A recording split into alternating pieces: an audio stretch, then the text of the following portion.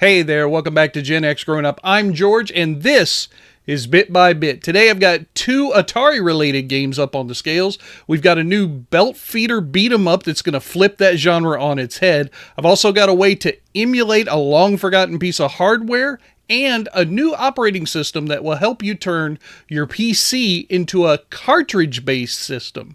Let's not waste any time. Let's get to it.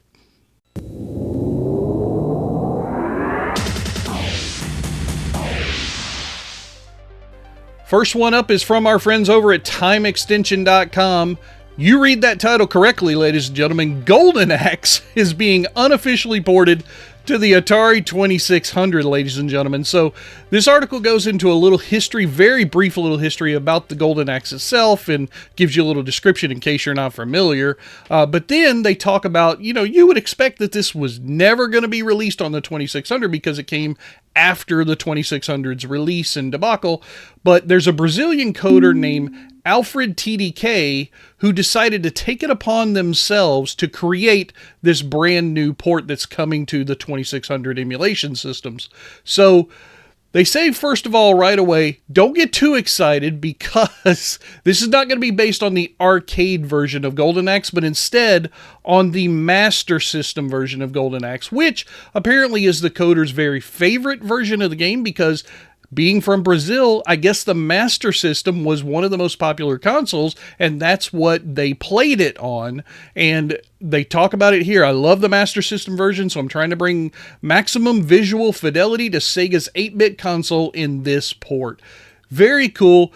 They've got a couple of what did they say? A couple of transitional screens. There you go, right there. Transitional screens available, but it's already enjoyable, he says. You can click this little here link, and that'll take you over to the Atari Age forums, where apparently you can download your own copy. This one comes to you from your friends at GenXGrownUp.com, ladies and gentlemen. Brand new announcement.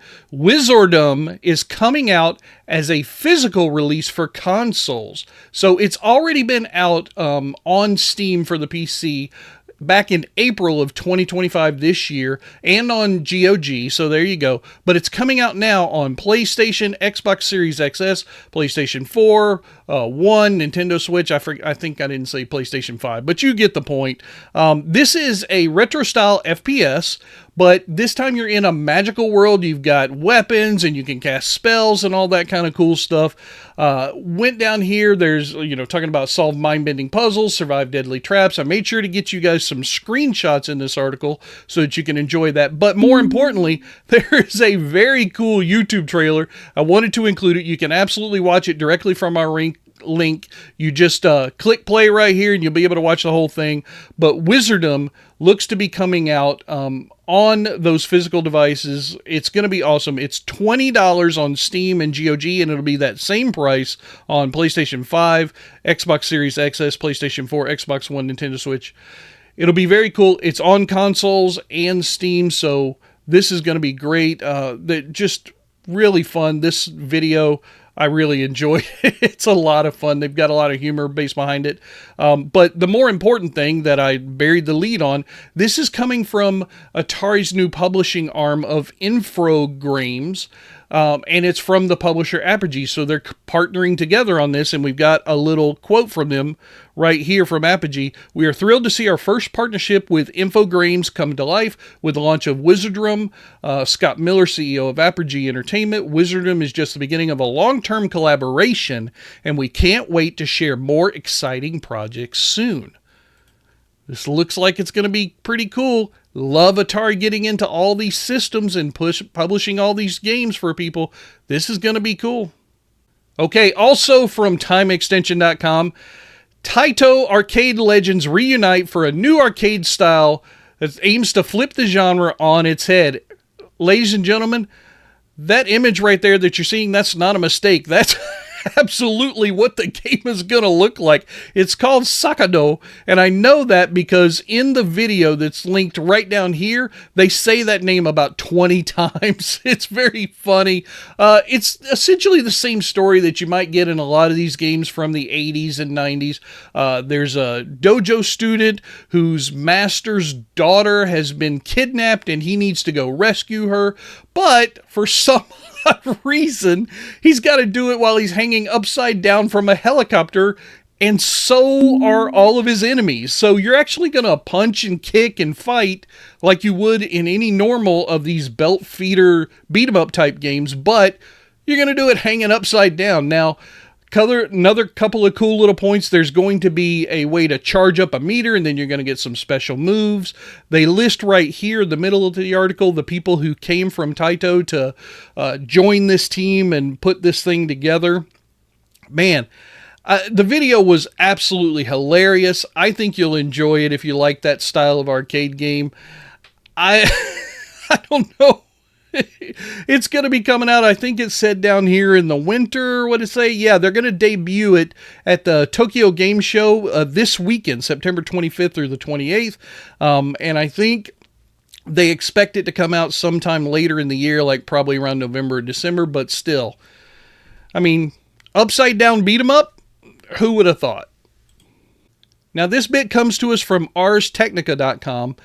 They have finally found a way to emulate an old system that a lot of people have forgotten, and truthfully, I had never really heard of, called LaserActive, which it was an old Laserdisc game console from the mid-90s. It was released in 94.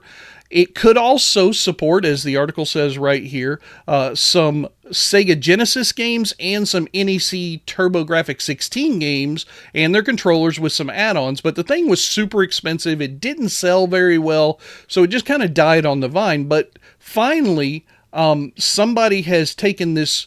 Where is it? Yeah, right here. This emulation system, and I wanted to bring this to you because I've also never heard of this emulator called Ares. It's just this whole big... I went down a long rabbit hole. It's been forked off from a couple of different things, but it's been one person kind of in charge of the development the whole time. This is version 146. You can get to it from this link right here. They've got a cool little video about the LaserActive itself and one of the games. I think this one... Yeah, Pyramid Patrol. Very crazy and comical looking thing. Some of the games back then... Look, right here, some of the reasons why why it wasn't very successful. $970 in the mid-90s for the base unit. $600 for the add-on modules to give you the other compatibilities. And then games could be as much as $120 in 1990. I mean, that's crazy. Sold in Japan and the US, only 10,000 units, but it's very obscure now. Anyway, this is a very long article, but it goes into the guy who's brought this to the emulator and reprogram it. Very interesting. I think I'm more interested, though, in that emulation system because I've always just been a part of MAME and other emulators. I've never really looked into this thing called Ares, so I'm going to check it out, if for nothing else, just for that emulator to see what it's like. And, you know, who knows? Maybe I'll play some LaserActive. And finally, from geekygadgets.com, we've got a new OS called Kazeta, I think it's Kazeta OS, that turns your PC into a retro gaming console with a twist, not just like a normal emulator, but this one allows you to make little cards, like SD cards, that you can plug into the system, and then they plug and play just like your old console, your old Atari 2600, your Super Nintendo, so on and so forth. And you can do it with modern games or older games. There is a very cool video way down here at the bottom, and this is from ETA Prime. You guys probably know him if you watch our channel. I'm sure you're familiar with his. He does a lot of great hardware and emulation videos that really teach you in a nice, friendly manner. And he has this little video here. I think it was like 8-9 minutes or something like that. But you can see right there, he's built himself a little SD card. He's got a little sticker of the game. He plugs it in, and boom, you can click play, and you're playing the game just like we did back in the old days. So you own your game. It's on a physical piece of media, and you have this OS that does it all for you. It makes it really simple. Installation in his video was easy, so this just looks really cool. But you take on external devices like SD cards or USB drives, plug them in, and you're good to go. So, you know, hey, you know I'm a big proponent for owning your own games and having physical media. This just seems like a no-brainer. Thank you guys very much for sticking around all the way to the end. I love it when you guys watch all of the articles. Don't forget to comment down below. I'll have the links to all of these articles down in the description of this video. I can't wait to bring you another episode again next time. Bye-bye. That's going to do it for the news making headlines in the gaming world right now. I am George, and if you want to see more, hit that subscribe button, and I'll keep on bringing you the news bit by bit.